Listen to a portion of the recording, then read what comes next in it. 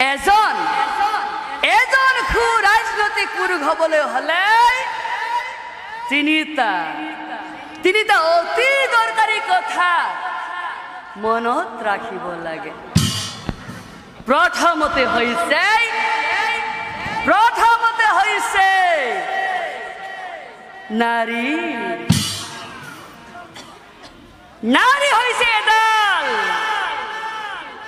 নাৰী হৈছে এডাল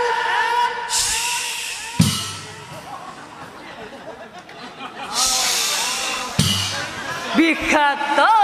সৰ্প। সিহঁতে কাক কেতিয়া দংশন কৰিব তুমি ধৰিবই নোৱাৰিবা লক্ষ্মণ, তুমি ধৰিবই নোৱাৰিবা। আমাৰ প্ৰধান নামলৈ আগবাঢ়িছোঁ। নামৰ কাহিনী ভাগ ৰামায়ণ মহাভাৰত সংযোজন হৈ আছে। নামটো হ'ল ৰাৱণ পৰজন্মত কিয় চণ্ডাল হৈছিল,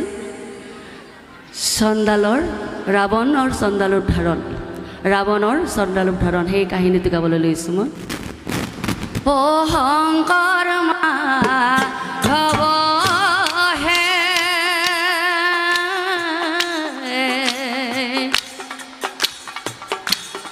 ও নামৰে পাতিলা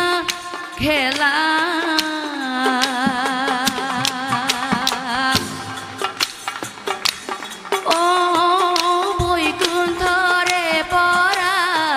হৰিৰ নাম আনি ভাৰতে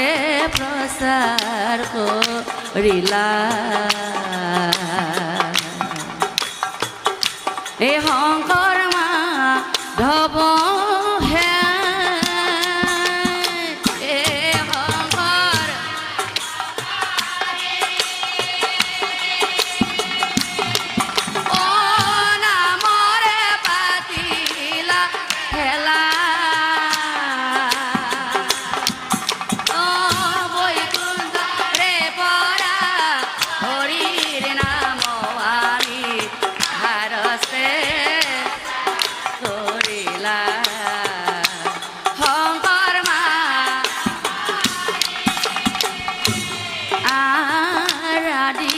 হৰিৰ নাম বৈকুণ্ঠে আছিলা।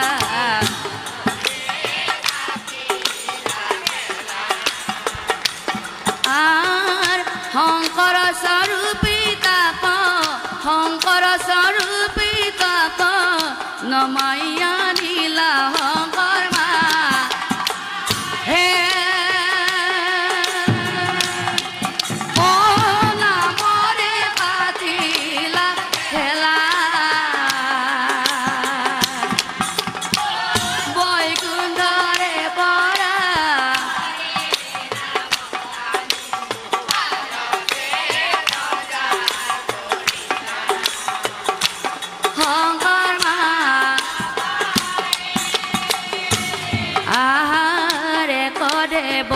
এক হেব এহি তৎসাৰ নামৰে আৰ একবিনে সংসাৰত গতি নাহি শংকৰ মা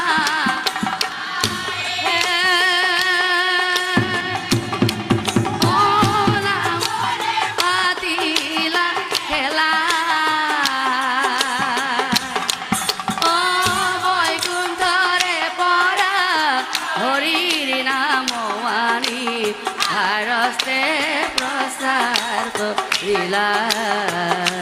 শংকৰ মা এই সুধি গণৰ পদ ধূলি ও আমি হবে ও হিরে তুলি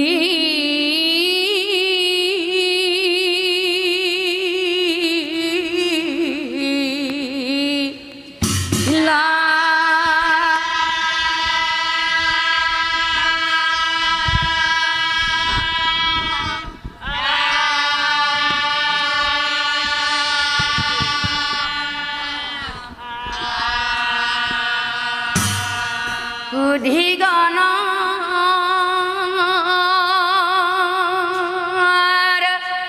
পদ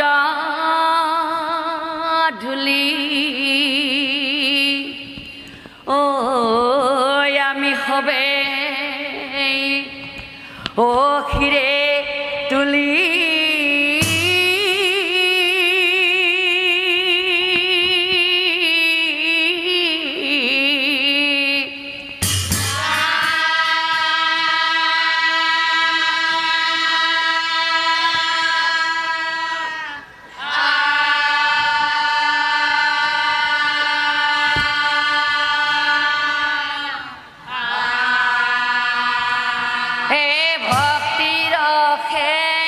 পদ আমি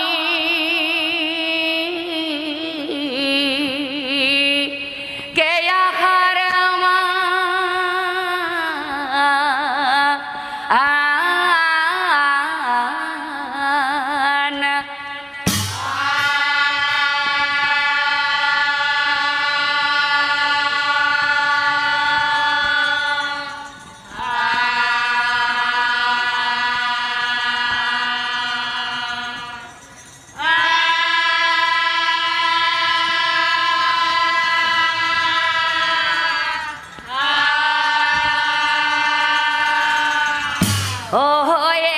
একদিনা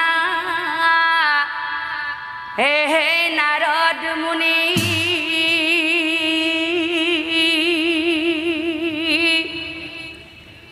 ও ঢেকির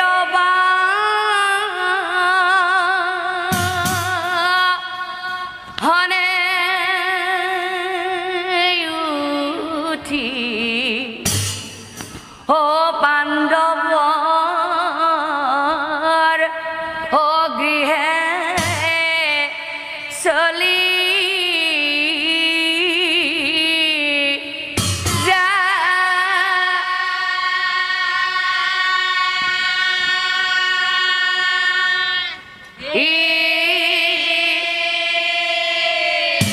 হে নারদ মুনি ও দেখা পাই এ ধর্ম যুধিষ্ঠির রায় ও আঠে বেঠে ও নীলে আগব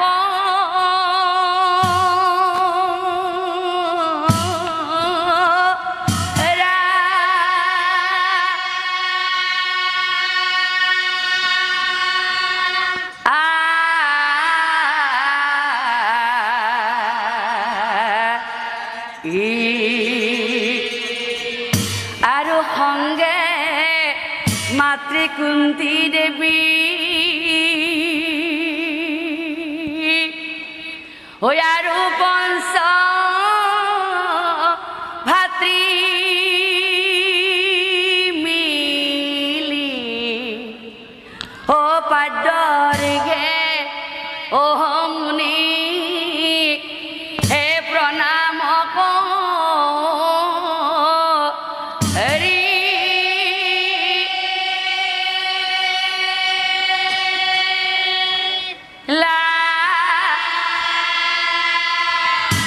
হে কিবা হেতু ও আগমন হে কোৱা দেৱত পুধন আৰু তেতিয়া হে নাৰদ মুনি ও কহি বেলা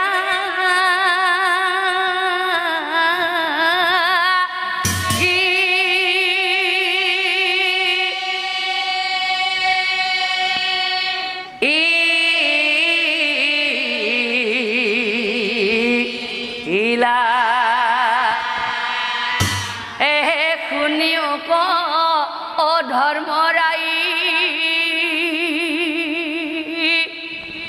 ও স্বৰ্গপুৰে ও গলু মই আৰু তা হে তোমাৰ ও পিতৃক লগ পা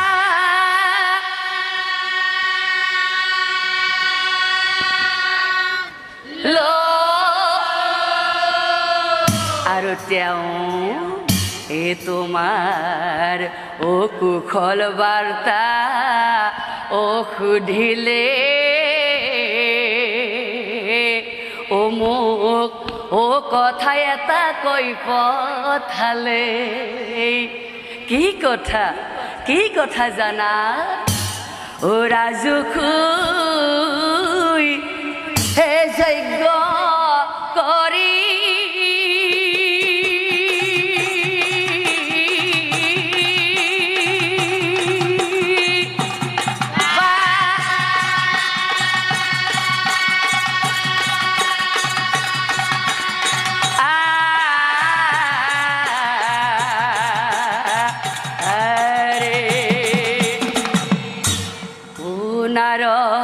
নাৰদ মুনিৰ কথা শুনি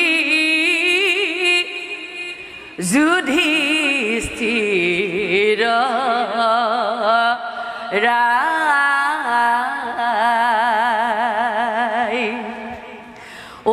কি মতে ৰিবু যজ্ঞ মনতে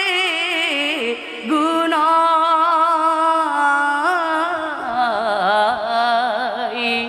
হে বিপদ কালত কৃষ্ণ বিনে আমাৰ গতি নাই। নাৰদ কথা যুধিষ্ঠিৰ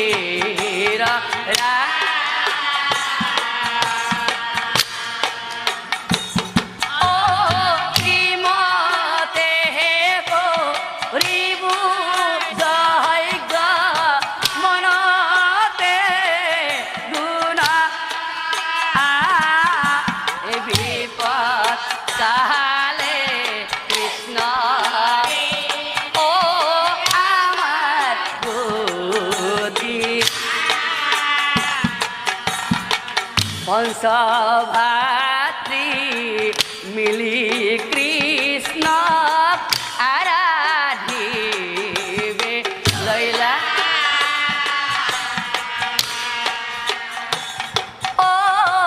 চতুৰ্ভুজ ৰূপে প্ৰভুই দৰিখন দিলা।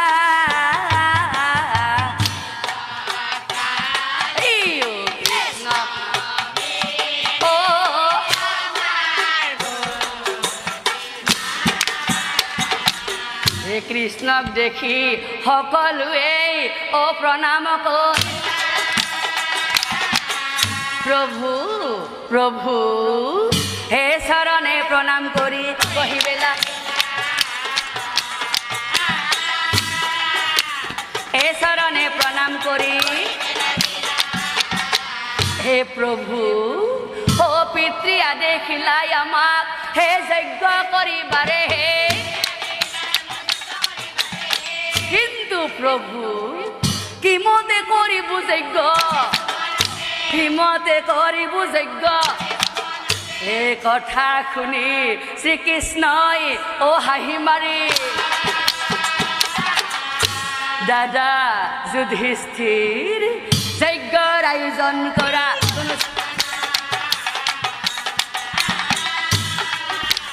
যজ্ঞৰ আয়োজন কৰা কথা শুনি যুধিষ্ঠিৰৰ আনন্দ মিলিলা।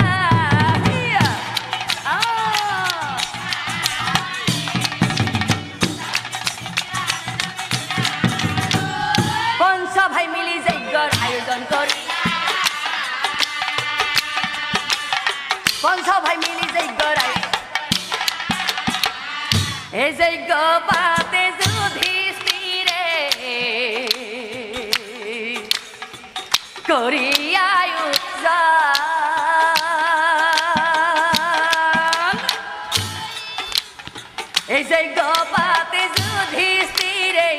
করি আয়োজন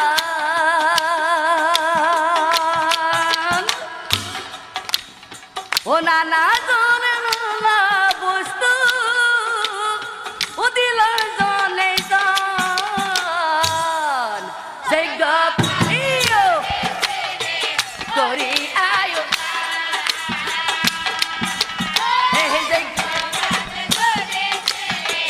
করি এই রোজা মহারোজা গনে এই নানা বস্তু দিলা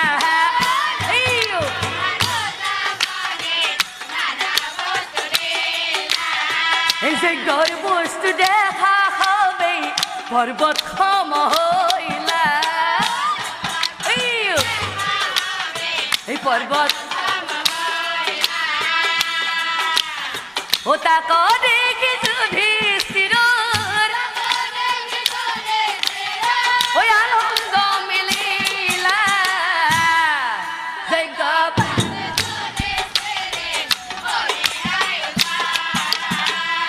ও প্রথমতে দুর্যোধনক এ ভরালে রাখিলা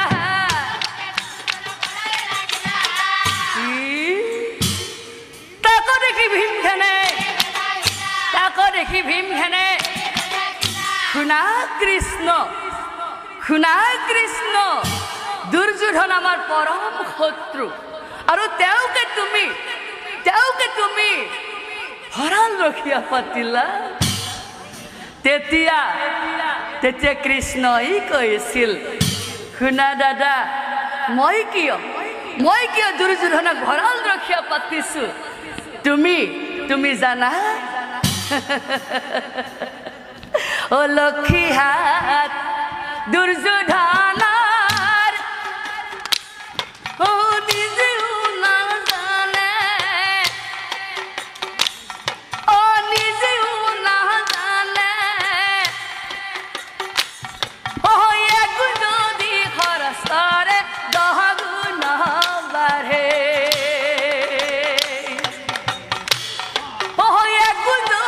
খরচ করে 10 গুণ বাড়ে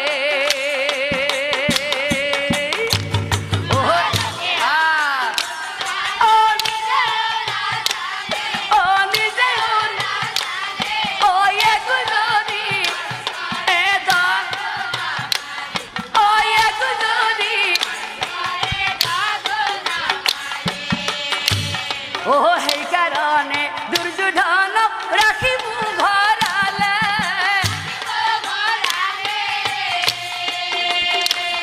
ও জীবন বাড়িব কি বলে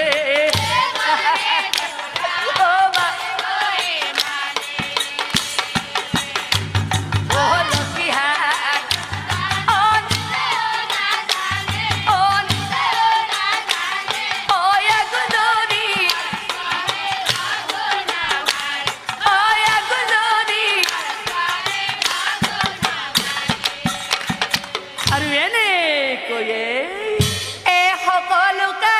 যজ্ঞৰ ভাৰ ও দিলেই ভাগে ভাগে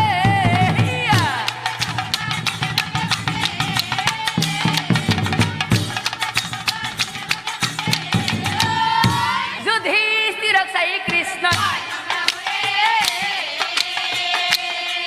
ও যুধিষ্ঠিৰক চাই কৃষ্ণ এ কৃষ্ণই বোলে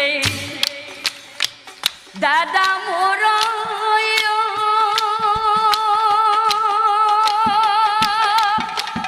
ও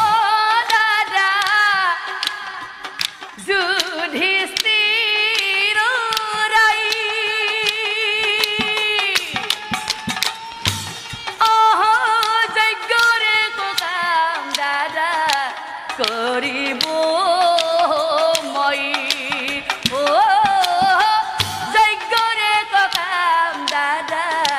করিব মই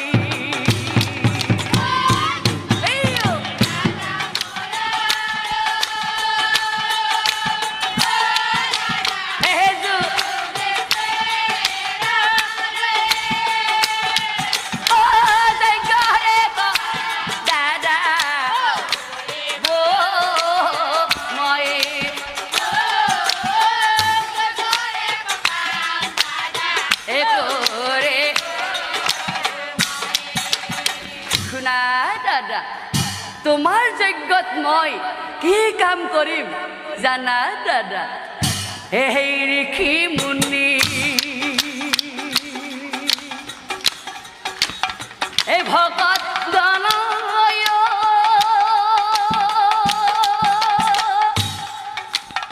ও দাদা আৰু ৰজগণ আৰু এই সকলোৰে মই কি কাম কৰিম জানা দাদা এই সকলোৰে দাদা মই এই ধুৱাইব চৰণ এই সকলোৰে দাদা এই ধুৱাইব চৰণ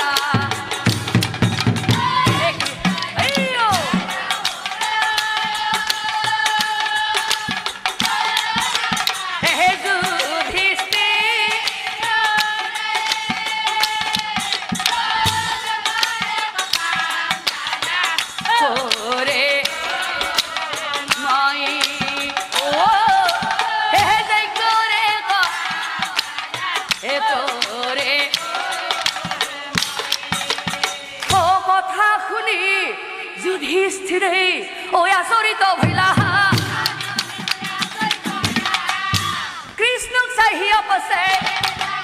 কৃষ্ণক চাহিয়া পাছে শুনা কৃষ্ণ তুমি হলা জগতৰ ঈশ্বৰ তুমি জগতৰ ঈশ্বৰ হৈ সাধাৰণ নৰমনীষৰ চৰণ ধুৱাবা নাই কৃষ্ণ পৰিয়ালৰ গৰাকী হিচাপে এই কাম তুমি মোক কৰিবলৈ দিয়া তেতিয়া কৃষ্ণই কৈছিল নহয় দাদা সেই কাম মই কৰিম আৰু সেইফালে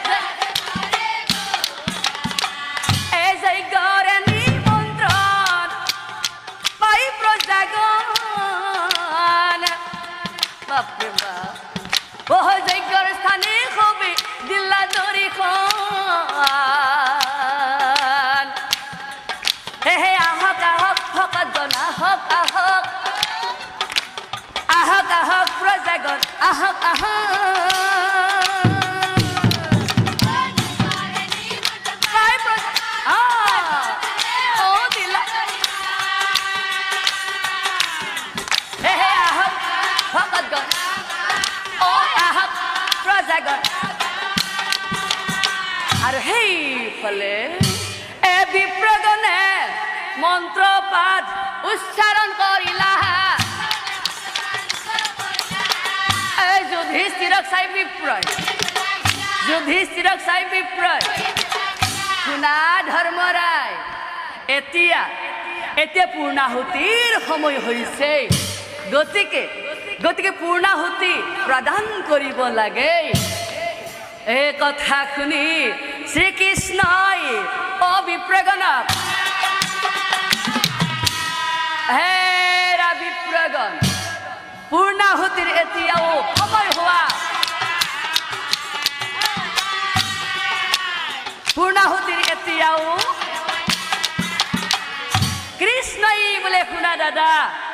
কৃষ্ণই বোলে শুনা দাদা মোহৰ বচন দাদা হৰিধন নামে ভকত আছেই একজন আৰু দাদা সেই হৰিধন ভকতক তুমি বিচাৰি আনা যায় তেতিয়াহে তোমাৰ যজ্ঞ সফল হ'ব জানিবা নিশ্চয় কথা শুনি যুধিষ্ঠিৰে হে ৰৈ নাথাকিলা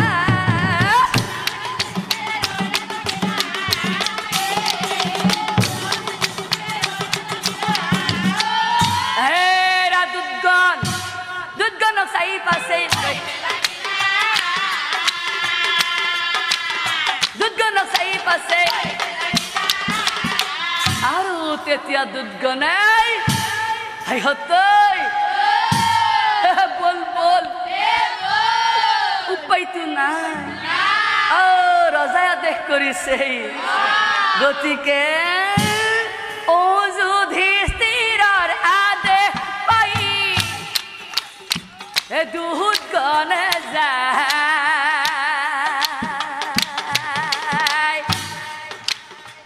হৰি ধন ভকতক বিচাৰি আছা বিচাৰি বিচাৰি খালে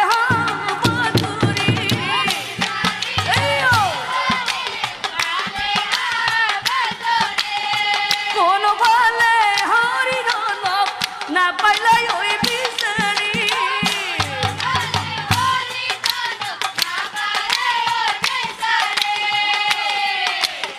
কিছু দূৰে শ্মশানে দেখিবা পাই মৃত্যু দেহা পুৰি আছে এক চণ্ডাল মৃত্যু দেহা পুৰি আছে এক চণ্ডাল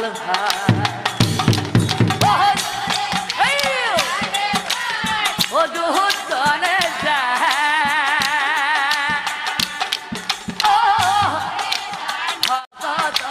বিচাৰি আছা হৰি ধন ভকতক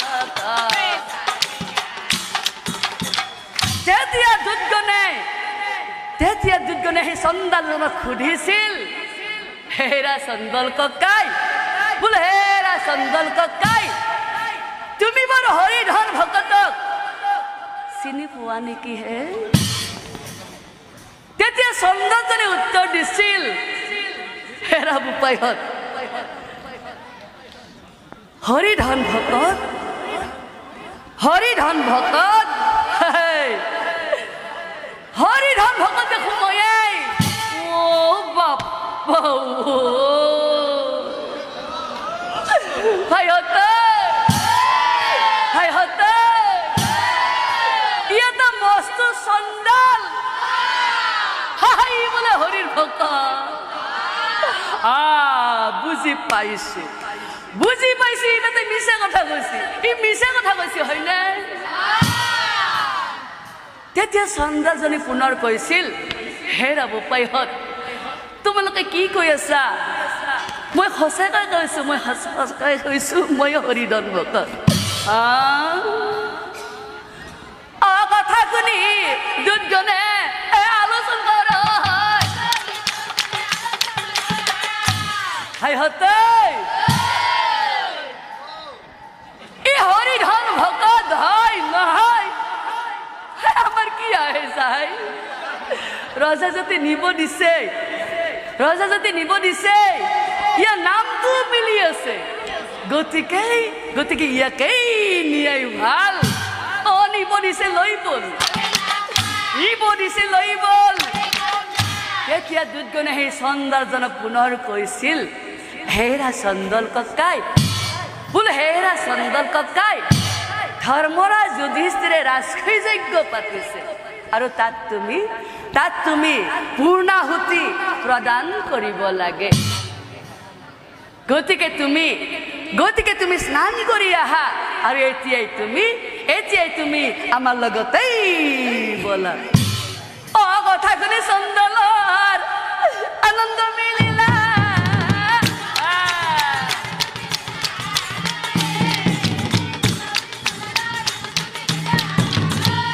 দুটাৰ সঙ্গে হৰিধনে যায়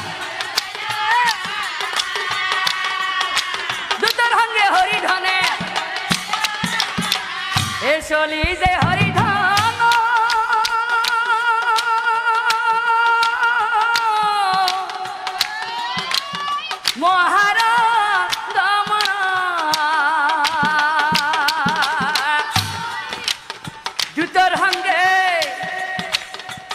ভাঙে হৰি ধনে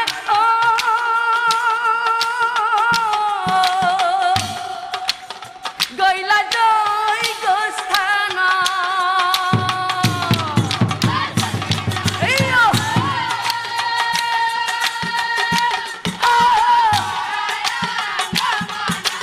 জুতোৰ ভাঙে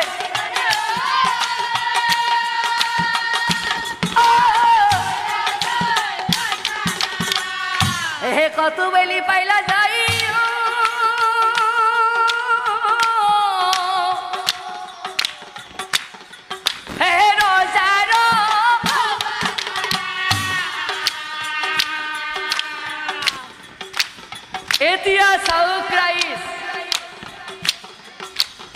এতিয়া চাওক ৰাইজ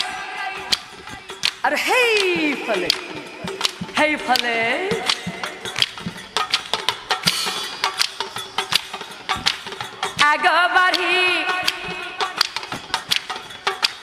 আগবাঢ়ি আহি কৃষ্ণয়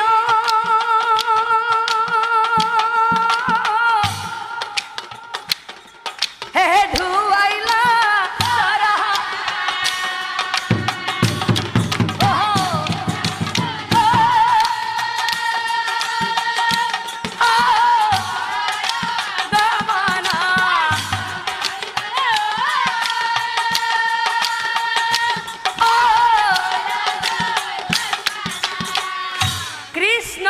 পৰামৰ্শ অনুসৰি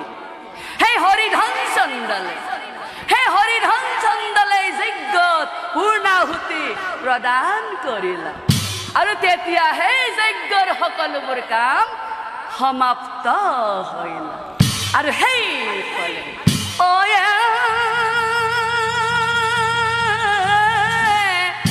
অযজ্ঞ শেষে সকলোৱে ঘৰা ঘৰি গৈ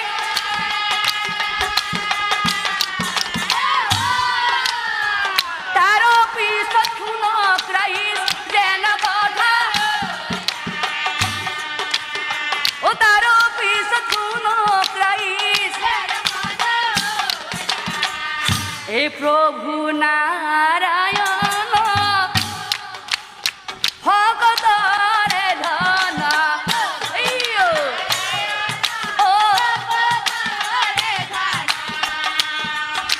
নমুনি ৰঞ্জন পাতক ভঞ্জন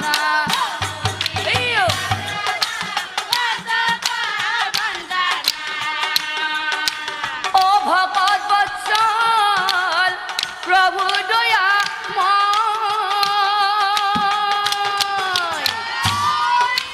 যজ্ঞ সমাপনে প্ৰভু নাৰায়ণ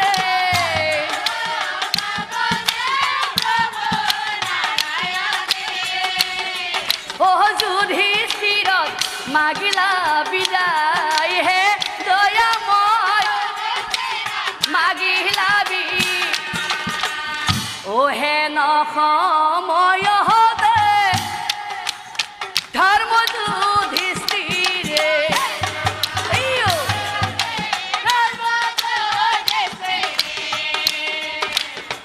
কৃষ্ণক চাই সুধিবিলা গিলা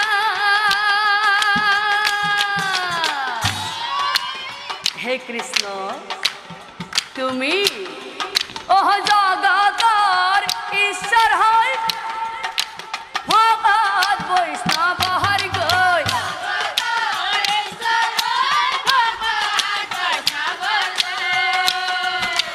কিয় তুমি চৰণ ধুৱাইলা হে দয়াময় চৰণ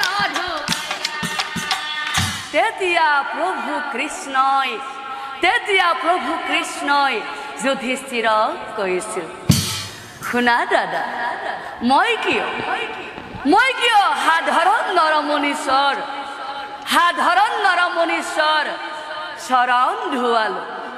এই কথা জানিবলৈ হলে আমি সেই ত্ৰেতাৰ যুগৰ কাহিনীৰ কথা অলপ জানিবই লাগিব গতিকে দাদা তোমাক মই সেই ত্ৰেতাৰ যুগৰ কাহিনীৰ কথা অলপ কওঁ শুনা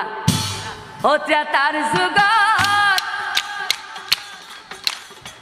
ৰঘুবংশ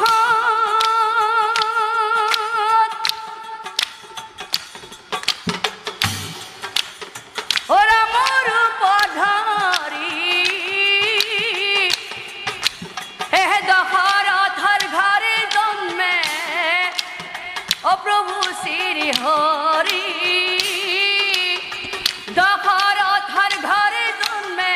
প্রভু শ্রী হরি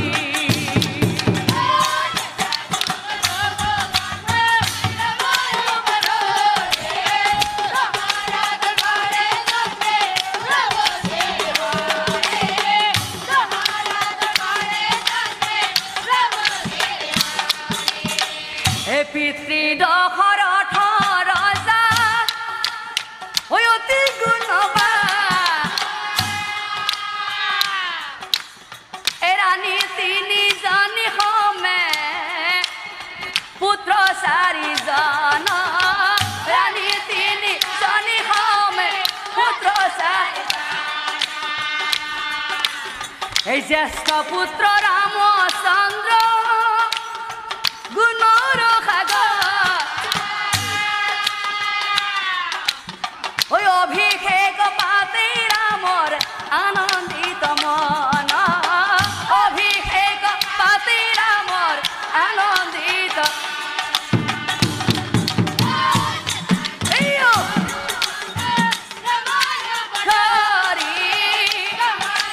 ঘরে জন্মে প্রভু শ্রী হরি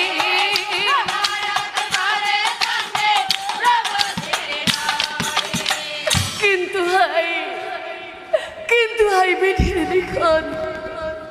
বিধি লিখন নাচাই খন্দন ভবা কথা নহয় সিদ্ধি এইবাতো দাসে কনা বিধি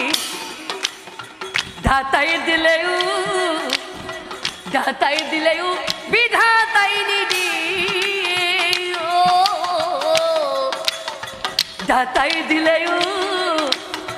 দাতাই দিলেও বিধাতাই নিদি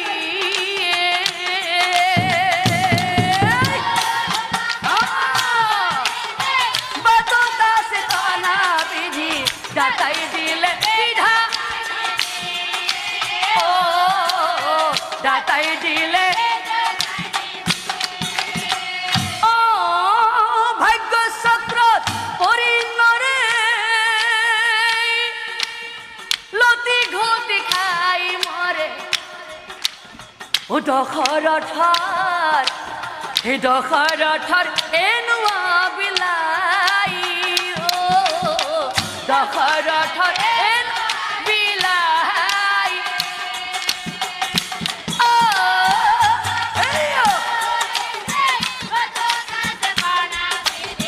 দাতাই দিলে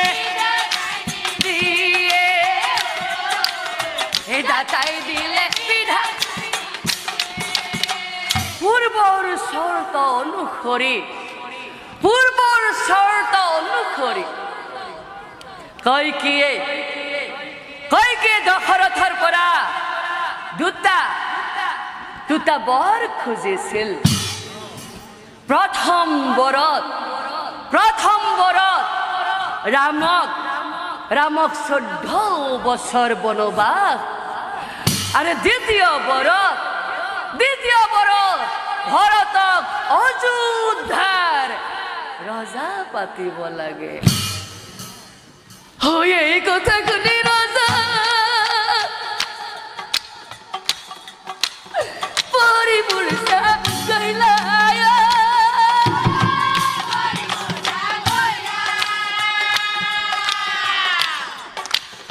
এই কথা ৰামচন্দ্ৰই শুনি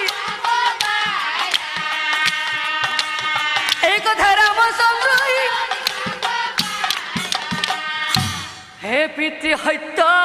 পালি ৰাম অবনেশনী ভাতৃ লক্ষ্মণ সীতা দেৱী সংগে চলে মাতৃ লক্ষ্মণ সীতা দেৱী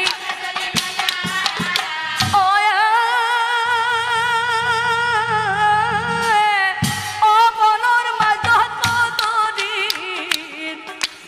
অপাৰ হৈ গৈলা।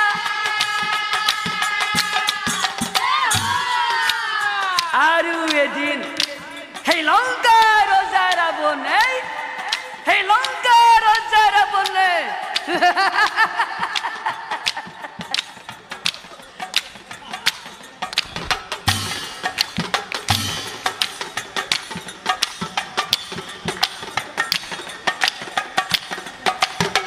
ভিক্ষা চলে সীতা দেৱীক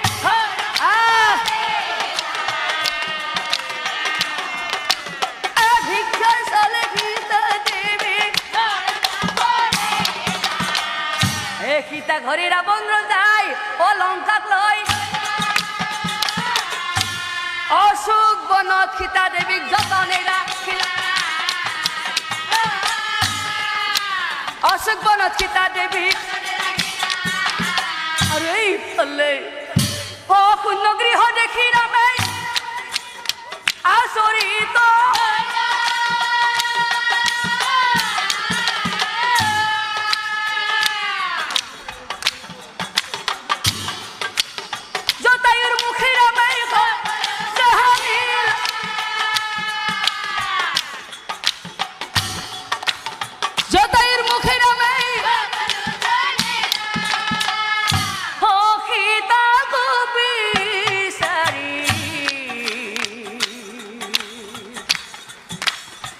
প্ৰভু শ্ৰী ৰামে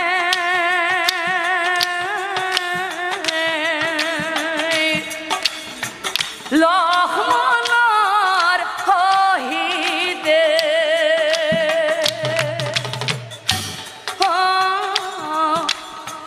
বান্ধিলে কখেতু সাগৰত গৈ বান্ধুৰ সৈন্যক লগত লৈ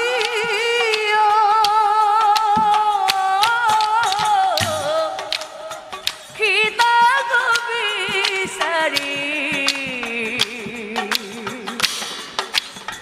প্ৰভু শ্ৰী ৰামে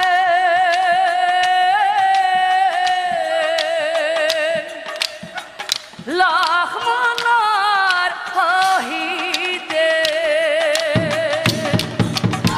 সীতাক বিচাৰি প্ৰভু শ্ৰী ৰাম লক্ষ্মণ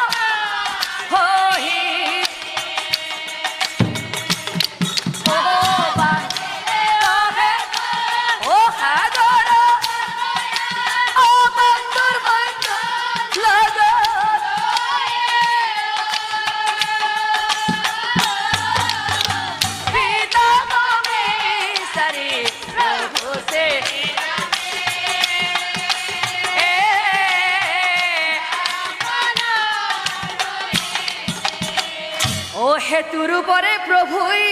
এ লঙ্কা পাইলা এই কথার বন্ধু যাই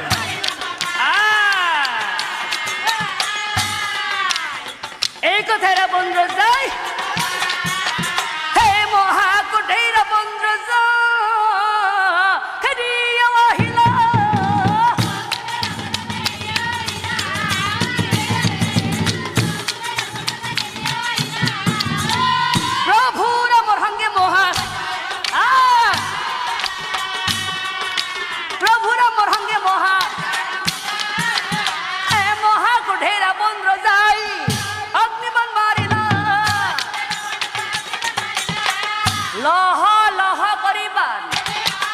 লহ লহ করিবা এই তাক দেখি রামচন্দ্রাই মারে বরুণ রাবণর অগ্নিমান হই থাক রাবণর অগ্নিমান হে পুনরে লঙ্কেশ্বর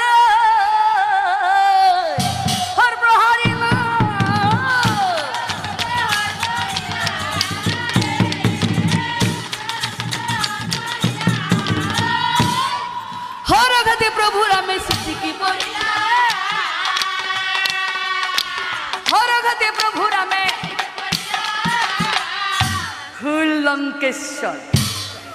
হুল লঙ্কেশ্বৰ এইবা তোৰ মৃত্যুৰ কাৰণ এইবা তোৰ মৃত্যুৰ কাৰণ এয়া পাশুপাত অস্ত্ৰ তুলি লৈছো মই পাশুপাত অস্ত্ৰ ৰঙা প্ৰহাৰ কৰিলা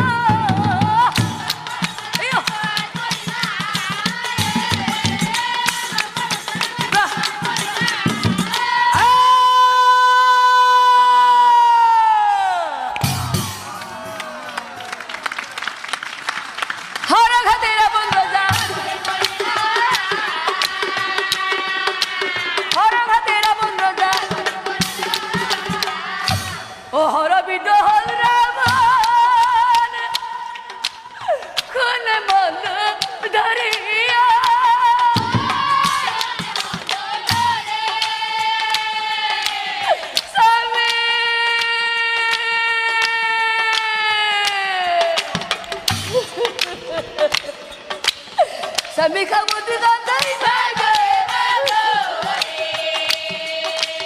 Sami kamu tidak dari Sami kamu dari Kangge manda dari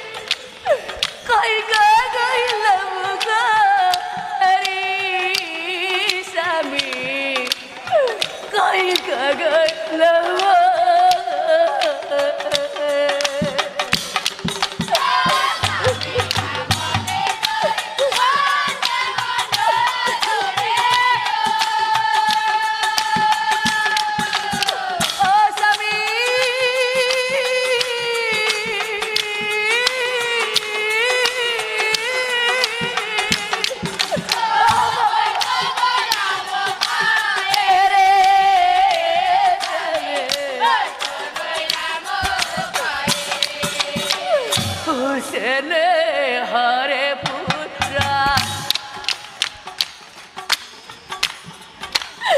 Indrajit मुरा हियो गई लामुका एरी सामी हियो गई लामुका एरी सामी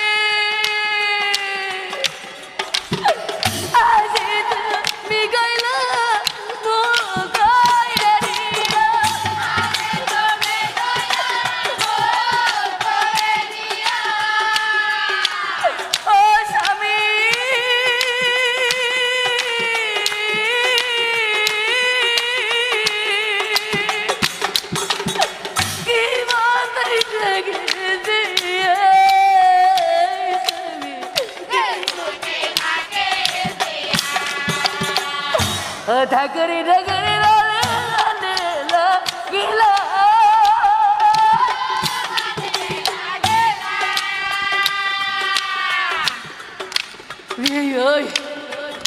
प्रिय हो भाजक से लंकेश्वर भाजक से लंकेश्वर हो कांदी कांदी लंकेश्वर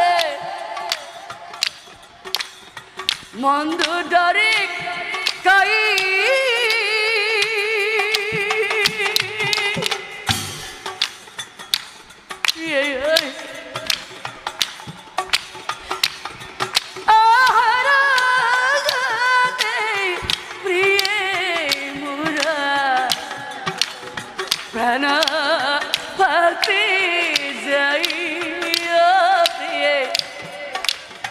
प्राण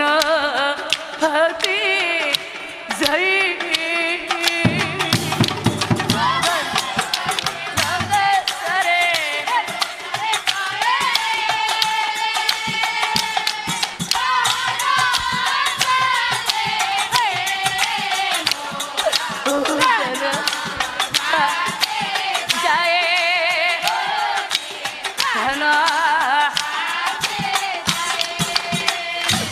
তোমার বাধা না মানি মই ও সীতা কহ রেল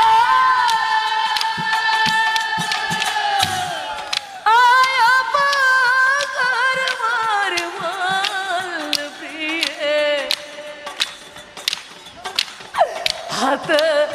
হাত হাতে ও না কান্দিবা প্রিয়ে তুমি ও ন করিবা হুক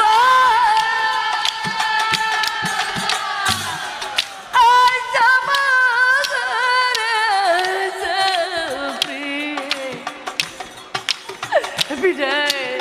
দিয়া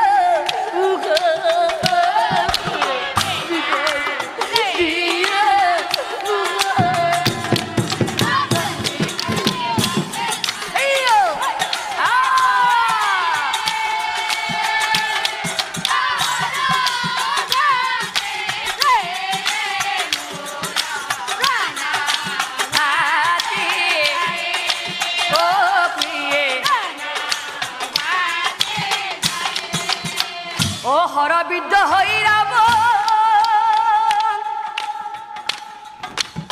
করিয়া যাহা কিলায়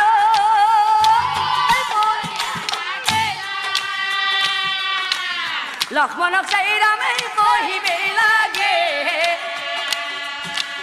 লক্ষ্মণক চাই রামে ভাই লক্ষ্মণ রাবণর কথা মুন্দা রাবণর কথা মুন্দা পরিয়াশয় কিবা ইচ্ছা আছে নেকি কিবা ইচ্ছা আছে নেকি জানিব পাৰো মই আৰু শুনা লক্ষ্মণ ত্ৰিভুৱনে ৰাজনৈতিক পুৰুষ নাই ৰাৱণৰ সমান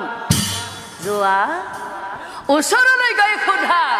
ৰাজনীতিৰ নিয়ম অ কথা শুনি লক্ষ্মণে হেৰই নাথাকিলা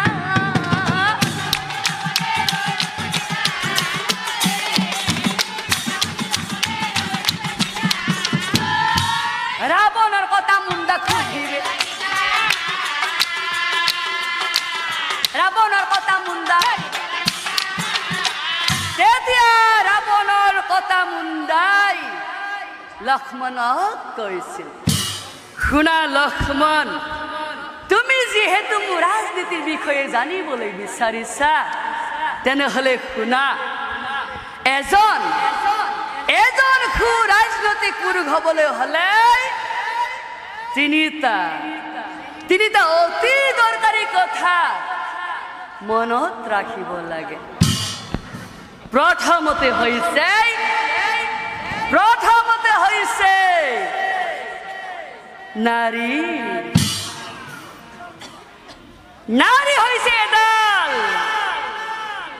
নাৰী হৈছে এডাল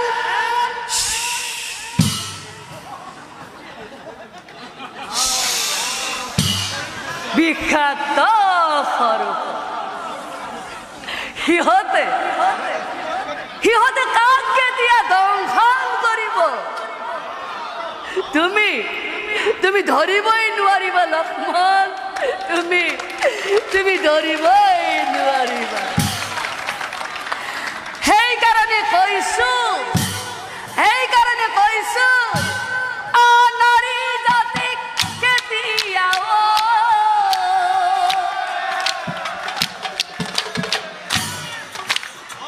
বিশ্বাস নকৰিবা লক্ষ্মণ বিশ্বাস নকৰিবা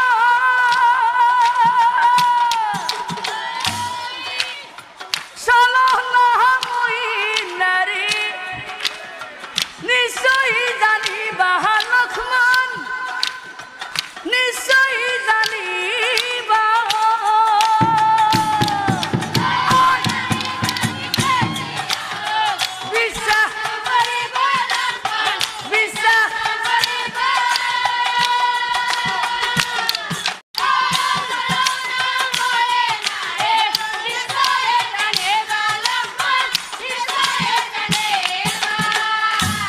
মই কিয় কৈছো জানা লক্ষ্মণ তোমাৰ পিতৃ দশৰথে পত্নীক বিশ্বাস কৰি লক্ষ্মণ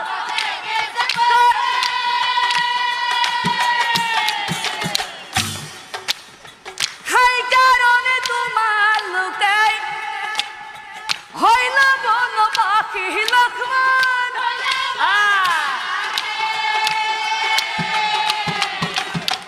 আৰু আজি মোৰ একে অৱস্থা লক্ষ্মণ মোৰো আজি একে অৱস্থা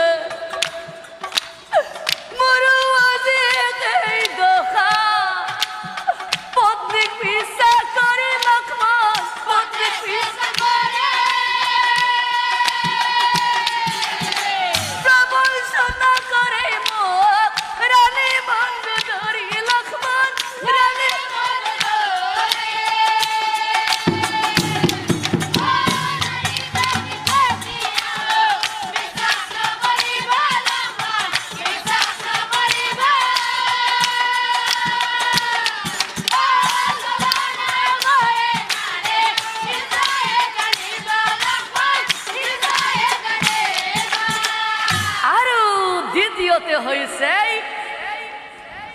দ্বিতীয়তে হৈছে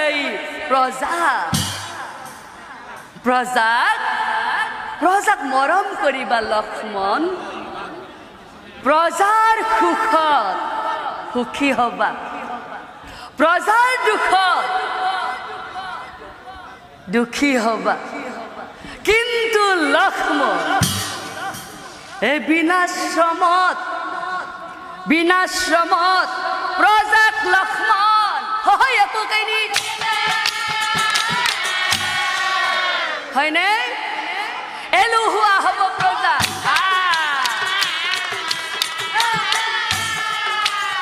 এলুহুৱা হ'ব প্ৰজা আৰু যদি প্ৰজা এলুহুৱা হয় এলুহুৱা হলেই ৰাজ্য এ দুৰ্ভিক্ষ হয় অনাচাৰে বেভিচাৰে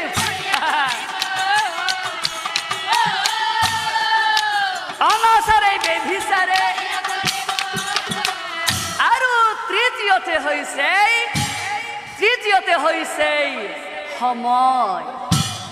সময় হৈছে মানুহৰ অমূল্য সম্পদ সময়ক কেতিয়াও অপব্যৱহাৰ নকৰিবা হে লক্ষ্মণ তুমি যদি সৎ কাম তুমি যদি মনতে ভাবিছা হে লক্ষ্মণ সময়ৰ কাম তুমি সময়ত কৰিবা মই কিয় কৈছো জানা লক্ষ্মণ এই স্বৰ্ণ অলংকাৰ পৰা স্বৰ্গলৈ যোৱাৰ বাবে মই এটি সোণৰ জখলা বনাম বুলি ভাবিছিলো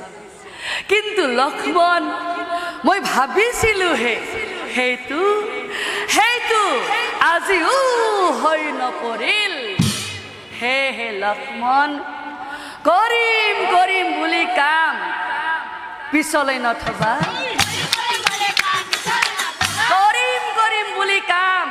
পিছলৈ নথবা মনত ৰাখিবা লক্ষ্মণ মনত ৰাখিবা সেই কাম কৰা নহয় নিশ্চয় জানিবা সেই কাম কৰা নহয় নিশ্চয় জানিবা আৰু এনেকৈয়ে এই লক্ষ্মণক ৰাৱণে অমৰমেৰে হে লক্ষ্মণ মইতো তোমাক ৰাজনীতিৰ বিষয়ে বহু কথাই শিকালে মোৰো তুমি এটা মনৰ আশা পূৰণ কৰা লক্ষ্মণ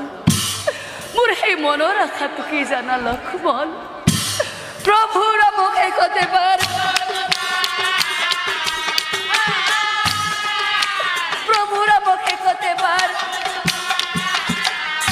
এই কথা লক্ষ্মণ হে ৰামক কহিলা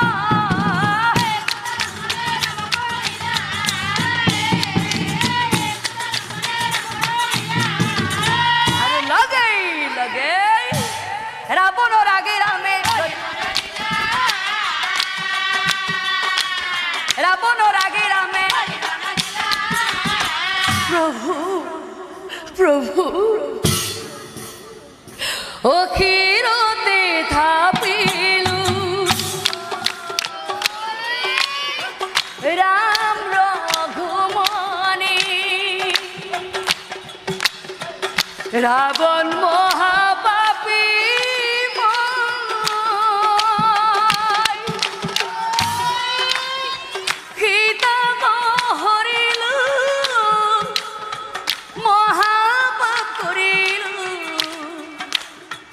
ক্ষমা কৰা দয়াময় হে ৰঘুনাথ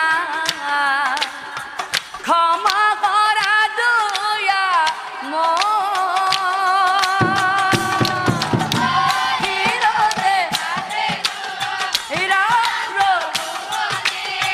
ৰাৱণ মহাপাপী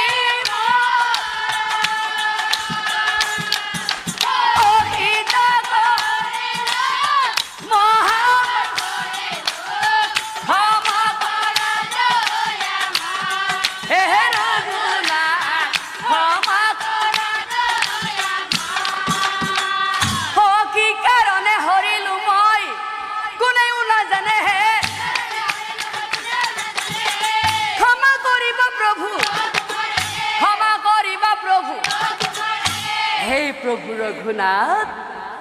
আই মাতৃ সীতা দেৱী হৰণ কৰি মোৰ যদি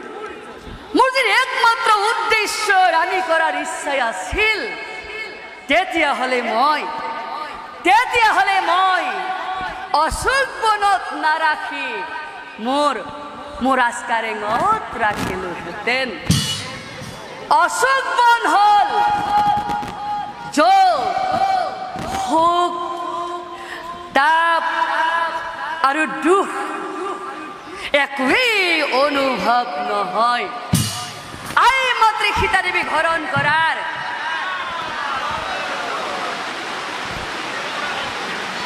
মোৰ তিনিটা উদ্দেশ্য আছিল তাৰে প্ৰথম উদ্দেশ্যটো তোমাক কওঁ শুনা প্ৰভু ও ৰামৰ ৰূপে প্ৰভু তুমি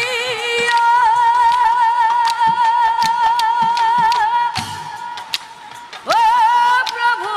তুমি দেৱ হৰি প্ৰভু তুমি দেৱ হৰি ঐ মাতৃ সীতা দেৱী লক্ষ্মী গোসানী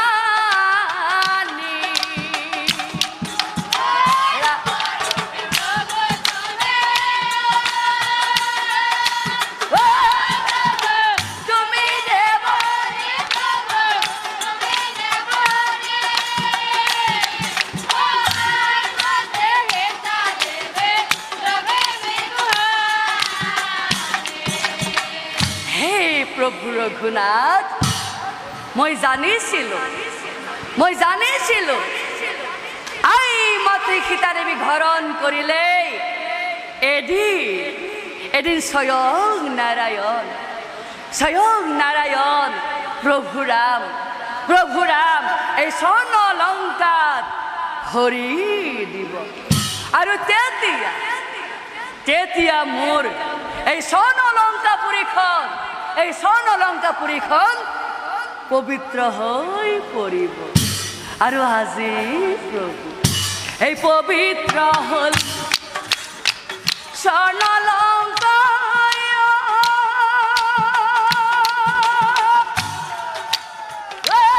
প্ৰভু তোমাৰ কৃপাতে প্ৰভু তোমাৰ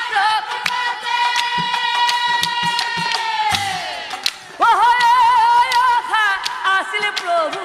হিয়াৰ মাজতে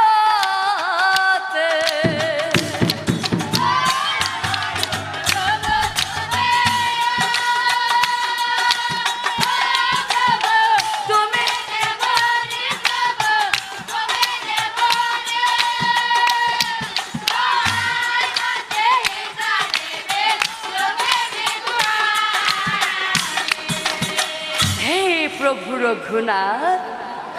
আই মাতৃ সীতা দেৱীক হৰণ কৰাৰ মোৰ দ্বিতীয় উদ্দেশ্যটো তোমাক কওঁ শুনা প্ৰভু ও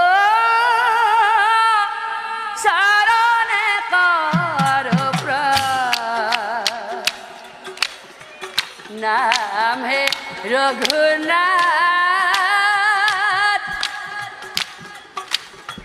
शरण करो प्रणाम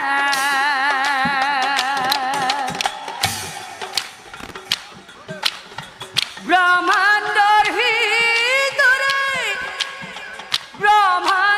ভিতরে যত বস্তু আছে হবেও তোমাতে পাই হে রঘুনাথ শরণ করো প্রণাম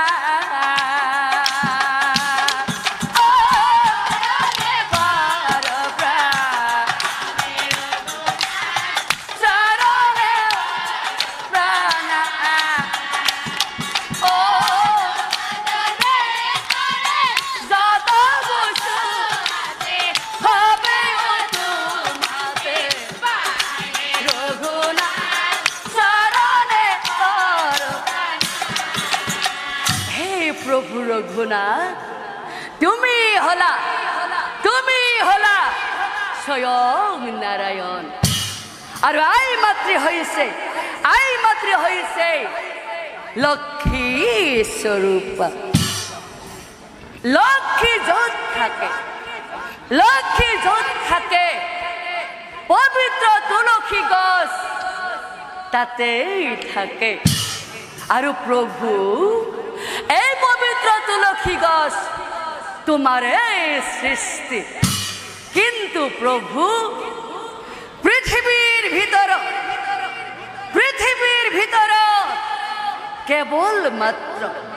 কেবলমাত্র ভারতবর্ষতে এই তুলসী গছ পোৱা যায় এদিনাখন আই মাতৃ সীতা দেৱীয়ে এই হনু দ্বাৰাই তুলসীকু অলংকার অশোক বন সীতা দেবীর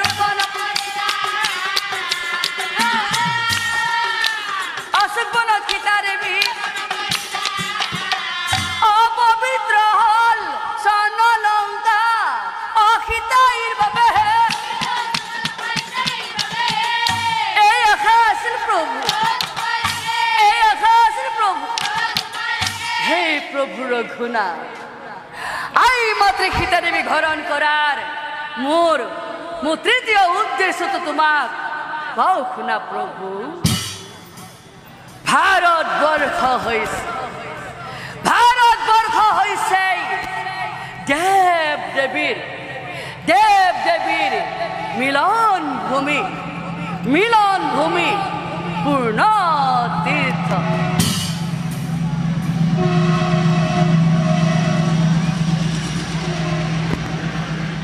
এই পূর্ণ তীর্থ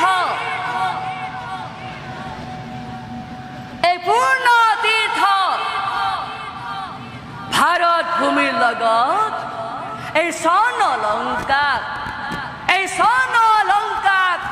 সংযোগ স্থাপনৰ সপোন এটাও মোৰ আছিল আৰু আজি প্ৰভু তোমাৰ দ্বাৰাই সাগৰ হেতু বান্ধি মোৰ হেয়া খাও পূৰণ কৰিলো প্ৰভু মোৰ হেয়া খাও পূৰণ কৰিলো মোৰ আৰু কোনো প্ৰত্যক্ষা নাই প্ৰভু মোৰ আৰু কোনো প্রত্যক্ষা নাই মৃত্যুর যন্ত্রণাত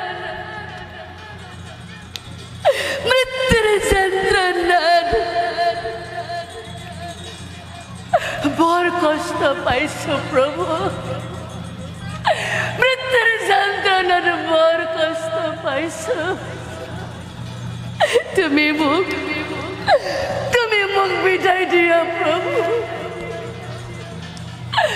তুমি মোক বিদায় দিয়া প্ৰভু তুমি মোক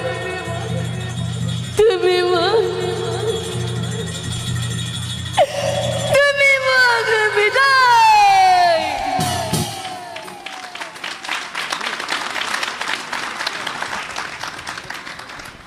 কথা শুনি ৰামচন্দ্ৰই মৌন হৈ ৰহিলা লঙ্কেশ্বৰক চাই প্ৰভু লঙ্কেশ্বৰক চাই প্ৰভু শুনা লঙ্কেশ্বৰ তুমি সঁচাকৈয়ে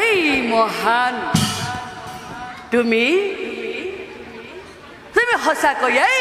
ধাৰ্মিক কাৰণ তুমি তোমাৰ মৃত্যুৰ কাৰণ জানিও তোমাৰ মৃত্যুৰ কাৰণ জানিও মোৰ তুমি অকাল বোধন পূজাৰী হয়েছিল আজি তুমি নিবিচাৰিলেও মই তোমাক এটা বৰ দিব খুজিছো দাপৰ যুগত মই স্বয়ং নাৰায়ণে কৃষ্ণ ৰূপে অৱতাৰ ধৰিম আৰু তুমি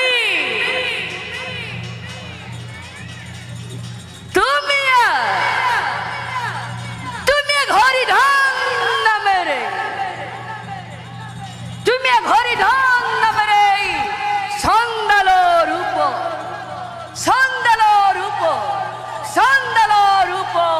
জনম লভিবা আৰু তেতিয়াই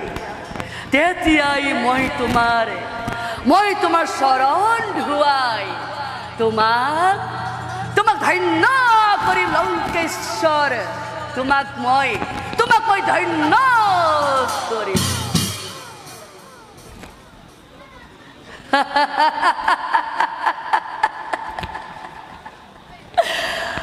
কথা শুনি লঙ্কেশ্বৰে হাঁহিব লাগিলা প্ৰভু ৰামক চাই পাছে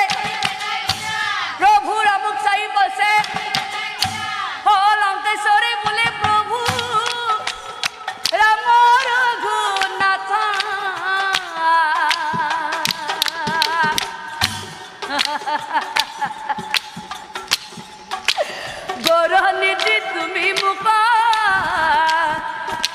বৰনিধি তুমি মোক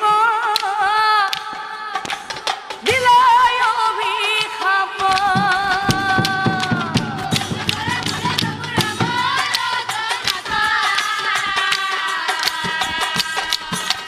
বৰনিধি ঐ জনমত মই ৰজা লঙ্কেশ্বৰ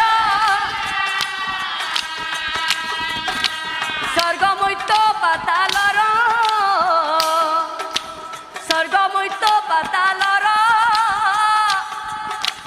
মই অতিধৰ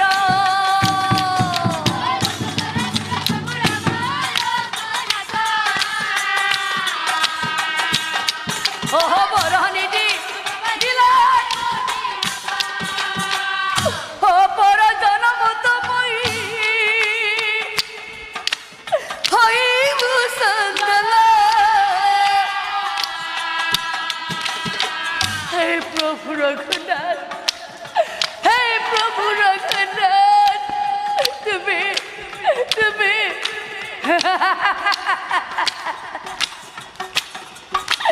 বৰনিধি তুমি মোক দিলাই অভিশাপ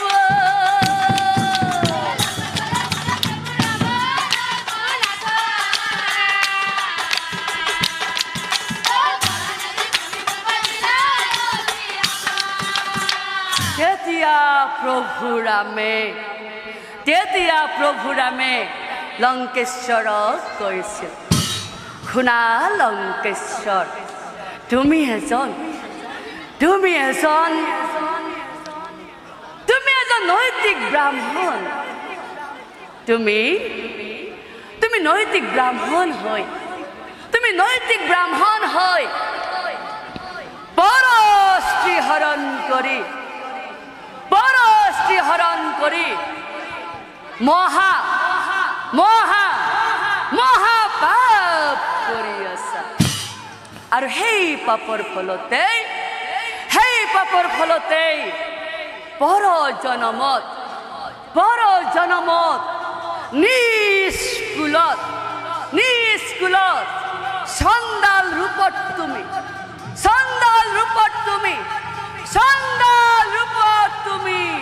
জনম এই পৰ জন্মে ৰাৱণ ৰজা চণ্ডাল ইলা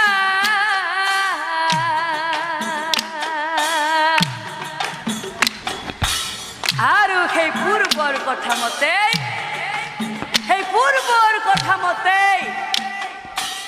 যুধিষ্ঠিৰ ৰাজসুই যজ্ঞ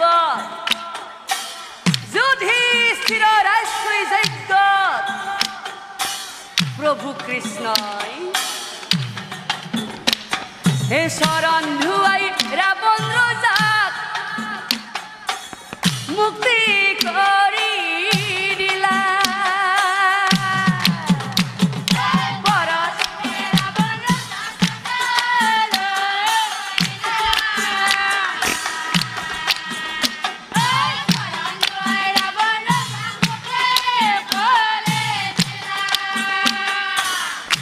জানি কুধি গল এৰি আন কাম